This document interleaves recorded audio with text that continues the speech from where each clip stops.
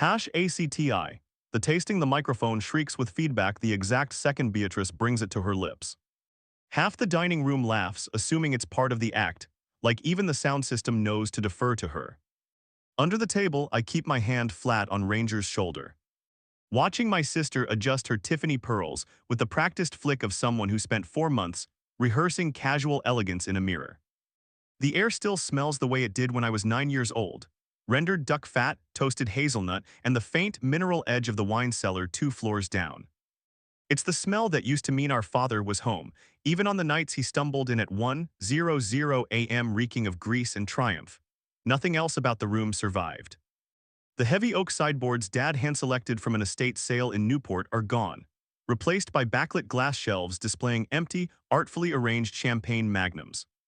Beatrice calls it elevated minimalism in her publicist's press releases. I call it a room that forgot whose hands built it. 62 guests fill the tables tonight. Developers, critics, and 2 city councilmen who clearly didn't get invited for the food. Under the table, Ranger's weight presses warm and steady against my calf. 4 years as a working-line German shepherd trained him to read a room faster than most humans in it. He felt Beatrice's spotlight swing toward us before I did. His ears went flat half a second before the light hit my face. "Some of you know my baby sister," Beatrice announces, right as the beam pins me to my corner table before I can duck it. Flora spent the last 11 years digging supply trenches in the desert while I kept our family's legacy alive. Isn't that sweet? She came home just in time to watch me run things. A ripple of polite laughter moves through the room. It's the engineered kind, perfected by hosts who understand that public affection and public humiliation sound almost identical if you time the pause correctly. I don't flinch. 11 years of contract audits and asset recovery across 3 combat theaters taught me that flinching is just data you hand your opponent for free. Instead, I lift my glass of vintage Cabernet, let the crystal catch the chandelier light, and force the room to guess whether I'm being gracious or stunned. Beatrice wants stunned. I give her a small, unreadable smile, letting her keep whatever story she needs. Letting people underestimate you has always been cheaper than correcting them in public. ACTII. LESSONS in logistics, I remember a different version of this room. I remember being 7, perched on an overturned milk crate in the kitchen doorway while Dad seasoned a stock pot the size of a bathtub. Beatrice sat beside me, sneaking bites of raw scallion and getting scolded for it, both of us laughing so hard we nearly tipped off the crate. She used to want to learn the business the honest way, elbow deep in onions, hands stinging from citrus oil.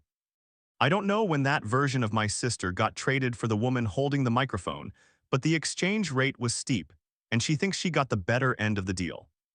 Our father, Thaddeus Kavanaugh, opened this restaurant in 1988 with a loan from his father, and a menu taped to the kitchen wall on butcher paper. He earned his first Michelin star in 1996, the year I was born.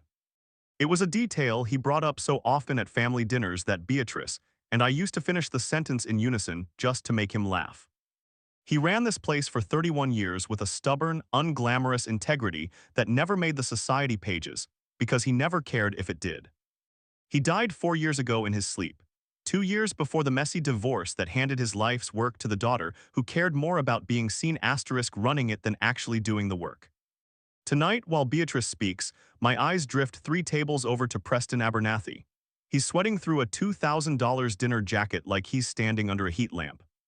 Every 90 seconds, his hand darts to his left breast pocket, checking to make sure something hasn't fallen out or praying nobody asks about it.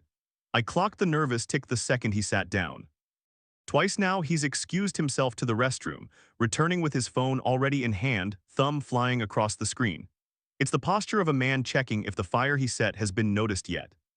I've spent a career reading the tells of men who think their paperwork is airtight. Preston's isn't. I don't know the exact shape of the rot yet, but I know it's there. In LOGCAP audits, you learn that people sweating through expensive suits are never guilty of the small things. They're guilty of the big thing nobody thought to ask about yet. 11 years ago, I signed on to the Army's Logistics Civil Augmentation Program straight out of a supply chain degree I almost didn't finish. I wasn't chasing patriotism. I was chasing proof that competence still meant something in a world where my sister was already proving that appearances travel faster than substance. I spent 3 deployments verifying that contractors delivered exactly what their invoices claimed, down to the pallet. down to the gallon of diesel. In environments where a 5% discrepancy meant someone 200 meters away didn't get resupplied. I learned to read a balance sheet the way other people read the weather, instinctively and long before the storm hits. Nobody in this room knows that about me. Beatrice has spent 2 years telling anyone who will listen that I spent my 20s digging trenches, and I've let her. Underestimation is the greatest advantage anyone can hand you. #ACTIII. The copper sauté pan. Beatrice keeps talking, telling the room about securing the restaurant in her divorce from Garrison Fairchild. There's a practiced catch in her voice, a calculated tremor designed to sound like resilience instead of what it is, pure triumph. She doesn't say Garrison's name like he was a husband, she says it like a hurdle she cleared. Across the room, real estate developer Corwin Ashby lifts his glass in a silent, private toast. Beatrice's eyes flick to him for a fraction of a second too long. It's the kind of glance that reveals someone's real priorities faster than a speech ever could. Behind her, mounted above the kitchen pass, there used to be a copper sauté pan. Dad polished it himself every morning for 31 years before service. He bought it with his first paycheck as a line cook in 1974, and it's what he used to teach us how to make a proper pan sauce before we were tall enough to reach the stove without a step stool. The copper had aged into a deep amber rose color, dented in one spot from the night he dropped it during a power outage and refused to replace it. It isn't there tonight. In its place hangs a gold-leafed mirror, endlessly reflecting the chandeliers back at themselves. A useless frame showing the room a version of itself with nothing real left inside. I signal our floor manager, Del Whitfield, a soft-spoken man who has worked here since before I could walk. "Where's the pan, Del?" I ask softly. He glances toward Beatrice before answering, a subtle movement that says everything about how power moves in this building now. He lowers his voice to a whisper. "Storage major," he says. "Mrs. Kavanaugh felt it didn't match the new aesthetic. I believe it's being cataloged for the gala auction next month. Charity lot 14, if I recall the paperwork. A charity lot. My father's hands are etched into that copper, and Beatrice is putting it up for bid for a tax write-off. Lumped between a wine cellar tour and a chef's table package. She's selling it like scrap metal. I don't say anything to Del beyond a quiet thank you, but something in my chest locks into place. That quiet, cold clarity I used to feel right before a convoy rolled out. When planning stops being theoretical and turns into a countdown, my pulse doesn't spike. It slows down, it organizes. Under the table, Ranger nudges his head against my knee, sensing the shift in my heart rate.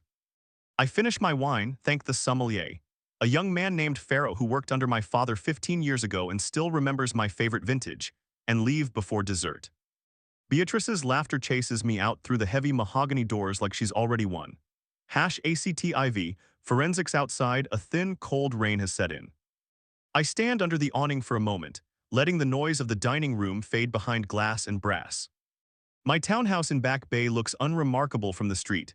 Gray stone, black shutters, no plaque, that's deliberate. Inside, the living room is built like a tactical command center. 3 monitors, a fireproof filing cabinet bolted to the floorboards, and a corkboard that once held supply route maps outside Kandahar. I strip off the black dress, throw on an old Army PT shirt soft from 100 washes, and set a pot of coffee to brew, a ritual I won't finish drinking but need all the same. Ranger settles onto the rug by my desk with a heavy sigh, settling in for the night. For the next 2 hours, I pull every public court record from Beatrice and Garrison's divorce through the Suffolk County Digital Archives. Working through classified contracts across 3 deployments teaches you a specific kind of patience. Fraud rarely announces itself on page 1. It hides in the seams, in the minor inconsistencies no one bothers to cross-reference. The divorce filing is 58 pages long. On page 31, Beatrice's attorney listed the valuation of the * Kavanaugh Hearth Culinary Group at $4.1 million, a figure so absurdly low for a Michelin-starred institution with 3 revenue streams that I actually laugh out loud in the quiet rooms. Ranger lifts his head unimpressed. "Sorry, boy," I murmur. It's just funny how confident stupid looks when it's wearing a tailored suit. Next, I pull the actual tax filings archived by my father's estate attorney, Oliver Renix. The number sitting in the official ledger is $11.6 million, nearly triple what was declared to the court. Beatrice undervalued the business by $7.5 million to make sure Garrison walked away with nothing. Then, just 6 weeks later, She used clean corporate paperwork to renegotiate the group's credit line based on the real $11.6 million valuation. You can't play both sides of the fence with two different institutions without leaving footprints. Beatrice left them everywhere. She just assumed no one in the family knew how to track them. By 1:17 a.m., I have a timeline pinned to my monitor. February 3, divorce filing submitted with the fake $4.1 M valuation. February 9 decree finalized, Garrison's settlement sealed based on the fraud. March 21 business credit application submitted to First Suffolk Commercial Bank, citing the true $11.06 M value. Both documents bear Preston Abernathy's certification stamp as accountant of record, notarized 6 weeks apart by two different notaries in two different districts. He was smart enough to spread the paper trail thin, but not smart enough to realize that spreading it out just leaves more seams for a patient person to find. Then comes the discovery that makes my heart settle into complete peace. She never touched the real estate. The Kavanaugh hearth doesn't own the brownstone, it never has. Dad leased the space in 1993 from Beacon Stone Properties, a quiet trust run by three elderly heirs in Nantucket who haven't set foot in Boston since the Reagan administration. Beatrice won the business name and the brand in the divorce, but she never thought to check who owned the bricks surrounding it. I dig up the original 1993 lease from Dad's archived files, 71 pages of dense legal boilerplate. On page 44 I find it, section 44C. Change of ownership/property revaluation. Standard historic preservation language allowing the landlord to adjust commercial rent to market value if the trust's corporate structure shifts. It hasn't been invoked in 33 years. At 11:52 p.m., I check the Massachusetts Secretary of State portal. 4 months ago, Beacon Stone Properties quietly filed a notice of intent to liquidate its holdings. No press release, no broker sign in the window. Just 3 tired heirs wanting to clear their tax liability before the holidays. I don't sleep. I sit at my desk with a legal pad, calculating my military back pay, my early retirement package, and the commercial credit line I've maintained with a flawless rating since I was 24. I run the math 3 times. By 4:00 a.m. I have my target, $12.1 million in cash. It's enough to buy the Beacon Hill brownstone outright before Beatrice's team even realizes it's on the market. #ACTV. The meeting 2 days later, Garrison Fairchild meets me at a private club on Marlborough Street, a place with no sign out front, dark wood paneling. And the distinct hush of old Boston money. He looks thinner than he did at Thanksgiving dinners a decade ago, the hollow thinness caused by relentless stress rather than exercise. His jacket hangs loose at the shoulders. He orders black coffee, doesn't touch it, and wraps both hands around the mug like it's the only source of warmth left in the room. She told the judge I hid assets, he says, staring into the steam. I didn't hide a thing, Flora. I just didn't realize the books were cooked until the fake numbers were presented as evidence against me. His voice cracks on the word evidence, and he clears his throat, embarrassed. Tell me what happened, I say softly, not the legal version, the real one. He exhales, leaning back like he's been waiting a year for someone to ask. We got married in 2019. I handled the business side, investors, banking, the logistics your father hated dealing with. Beatrice ran front of house and press. It worked. Until 2023. Overhead spiked 40% in a single year with zero increase in covers. When I asked Preston, he claimed linen and supply costs had surged citywide. I trusted him. I slide a manila folder across the table containing my notes on the valuation discrepancy. Garrison's hands shake as he opens it. $7.5 million, he whispers, his face going pale. She told the court we were barely breaking even. I signed a settlement worth less than the down payment on our old vineyard house. Flora. I walked away from 22 years of work with a rented 1-bedroom in Dorchester and $11,000 in my checking account. She handed the bank the real numbers 6 weeks later, I tell him. Garrison closes his eyes. When he opens them, the defeat is gone, replaced by a cold, sharp focus I recognize instantly. March 21st, he says quietly. Before she locked me out of the system, I backed up 4 years of internal ledgers to an encrypted drive. I didn't know what I'd do with them. I just knew something wasn't right. Soldiers aren't the only ones who keep paper trails, Major. A small, tired smile touches his lips as he slides a thumb drive across the tablecloth. Preston Abernathy has been skimming vendor invoices since 2023, Garrison continues. I flagged it to Beatrice, and she called me paranoid and controlling. 2 months later, she filed for divorce and used emergency motions to freeze every account I owned. I lean in and tell him what I found in the 1993 lease agreement and what I intend to do with it. I watch the color rush back into his face. For the first time in a year, a man who was systematically erased realizes he still has leverage. He sits up straight, unclasps his hands from the cold coffee and takes a sip. I'm buying the building Garrison, I say, not the restaurant. The walls, he smiles, a genuine, unguarded smile that takes a moment to break through the rust. What do you need from me? Everything on that drive. And your word that when the dust settles, you'll help me run this place the right way. You had my word before you walked in here, he says. #ACTVI. Writing the check 3 days later at 9:14 a.m., I sit in a downtown title office and wire $12,100,000 to Beacon Stone Properties. The closing attorney, Karen Waltham, a precise woman with sharp glasses, bat an eye at the funds, though she raises an eyebrow when I explain who currently occupies the main floor. Interesting, is all she says, sliding the final deed across the desk. By 9:41 a.m., the deed for 214 Chestnut Street is officially recorded. I am the sole owner. The Kavanaugh hearth doesn't know it yet, but as of this morning, my sister pays rent to me. That night at 11:00 p.m., I use a master key to unlock the service entrance long after the last table has cleared. Ranger pads alongside me through the dark dining room, his claws clicking softly on the marble. I make my way to the back storage room where Dell said the copper pan was stashed. I find it wedged between crates of stemware and rolled linen, dust settling into its bruised surface. I don't take it.